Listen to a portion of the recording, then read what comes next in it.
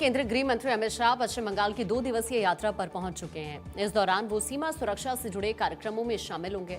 शाह का चेन्नई से बागडोगरा हवाई अड्डे पहुंचने पर मुख्यमंत्री शुभेंदु अधिकारी ने स्वागत किया। अधिकारियों के मुताबिक आज गृह मंत्री सिलीगुड़ी स्थित एसएसबी फ्रंटियर मुख्यालय जाएंगे, जहां वो सीमा सुरक्षा से जुड़ी कई परियोजनाओं के शिलान्यास समारोह में शामिल होंगे और एसएसबी के जवानों के साथ बातचीत भी करेंगे। उन्होंने ये भी बताया कि वो सिलीगुड़ी में समीक्षा बैठक की अध्यक्षता करेंगे, जिनमें एक बैठक सीमा सुरक्षा से संबंधित होगी। दौरे का पूरा फोकस क्या रहेगा, ये आप देख लीजिए। सीमा सुरक्षा, बॉर्डर मैनेजमेंट, सुरक्षा एजेंसियों के बीच तालमेल बैठाना। और दरअसल आपको बता दें, सिलीगुड़ी वही इलाका है जिसे चिकन नेक कहा जाता है, यानी करीब 7 किलोमीटर लंबा और 22 किलोमीटर चौड़ा वो संकरा गलियारा जो देश के पूर्वोत्तर राज्यों को बाकी भारत से जोड़ता है और चीन, नेपाल और भूटान और बांग्लादेश की सीमाओं से ये घिरा हुआ है। यही वजह है कि अमित शाह के इस दौरे पर सबकी निगाहें टिकी हैं। सिलीगुड़ी कॉरिडोर को आम बोलचाल में चिकन नेक कहा जाता है। भारत के नक्शे में यह बेहद संकरा भूभाग है जो देश के 8 पूर्वोत्तर राज्यों को सड़क और रेल से बाकी भारत से जोड़ता है। इस गलियारे की एक तरफ बांग्लादेश है, दूसरी तरफ नेपाल, तो दूसरी ओर भूटान भी है, जबकि उत्तर में तिब्बत का क्षेत्र है। तो देखिए, अब जो हाई लेवल बैठक होने जा रही है उसके बारे में आपको बताते हैं। दौरे का सबसे अहम जो हिस्सा है 22 अगस्त की सुबह, यानी जो कल हाई लेवल बैठक होनी है वो रहने वाली है, जिसकी अध्यक्षता खुद गृह मंत्री अमित शाह करेंगे। इस मीटिंग में अंतर्राष्ट्रीय सीमा की सुरक्षा और बॉर्डर मैनेजमेंट से जुड़े मुद्दों की विस्तृत समीक्षा की जाएगी। बैठक में सीमा सुरक्षा बलों के साथ साथ गृह मंत्रालय और पश्चिम बंगाल सरकार के वरिष्ठ अधिकारी भी शामिल होंगे, जिनमें केंद्रीय गृह सचिव गोविंद मोहन और इंटेलिजेंस ब्यूरो के निदेशक महेश दीक्षित के नाम भी प्रमुख है। बैठक में मौजूदा इंफ्रास्ट्रक्चर प्रोजेक्ट्स की प्रगति के साथ साथ अलग अलग सुरक्षा एजेंसियों के बीच रियल टाइम कोऑर्डिनेशन बेहतर करने पर भी चर्चा हो सकती है, क्योंकि अब सीमा सुरक्षा सिर्फ जवानों की तैनाती तक सीमित नहीं रह गई है, बल्कि drone, sensor, camera, communication system और डेटा आधारित निगरानी भी इसका अहम हिस्सा बन चुके हैं। गृह मंत्री का एजेंडा सिर्फ सीमा सुरक्षा तक सीमित नहीं रहेगा।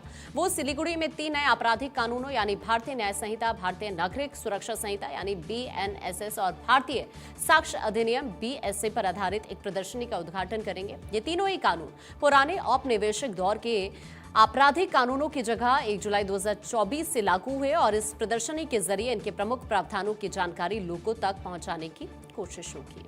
सहयोगी गौरव मिश्रा इस समय लाइव हमारे साथ में जुड़ चुके हैं, सीधे उनका रुख करते हैं। गौरव, गृह मंत्री का ये दौरा सिलीगुड़ी का कितना महत्वपूर्ण है और कौन कौन से कार्यक्रम हैं जिसमें शामिल होंगे?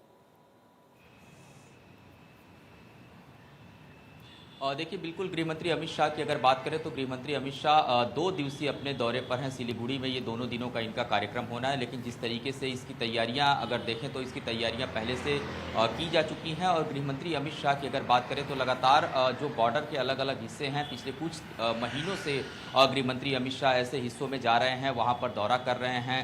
BSF हो और बटालियंस के तमाम जो जवान हैं उनके साथ वो बातचीत कर रहे हैं। कुल मिला के कहें तो एक बेहतर फीडबैक जो है वो गृह मंत्री अमित शाह इन दिनों बॉर्डर के हिस्सों में क्या चल रहा है उसको लेकर के ले रहे हैं। और अगर सिलीगुड़ी की बात करें तो सिलीगुड़ी में गृह मंत्री अमित शाह का जो कार्यक्रम है, खास करके अगर हम देखें उस पूरे हिस्से की बात करें तो ये जो पूरा हिस्सा है ये कहीं ना कहीं बांग्लादेश की बात करें, भूटान की बात करें, नेपाल की बात करें, इन पूरे हिस्सों में जो बॉर्डर की कनेक्टिविटी है बहुत ही ज़्यादा नज़दीक है। और ऐसा बहुत सेंसिटिव अपने आप में ये पूरा एरिया है जिसकी सुरक्षा BSF करती है, SSB के जो जवान हैं वो करते हैं।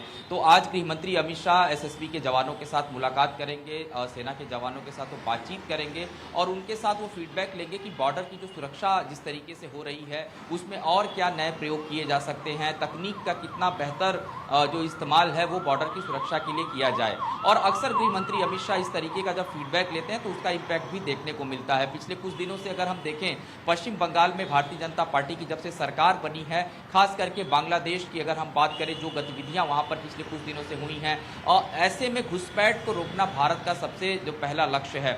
और घुसपैठ को रोकने के लिए बॉर्डर की सुरक्षाओं को खास करके चौकस करना पड़ेगा, तरीके से उसको बढ़ाना पड़ेगा। अब हम लगातार देख रहे हैं कि बॉर्डर की सुरक्षा में AI तकनीक का भी इस्तेमाल लगातार किया जा रहा है। अत्याधुनिक जो तकनीक के हथियार हैं उनका उपयोग किया जा रहा है।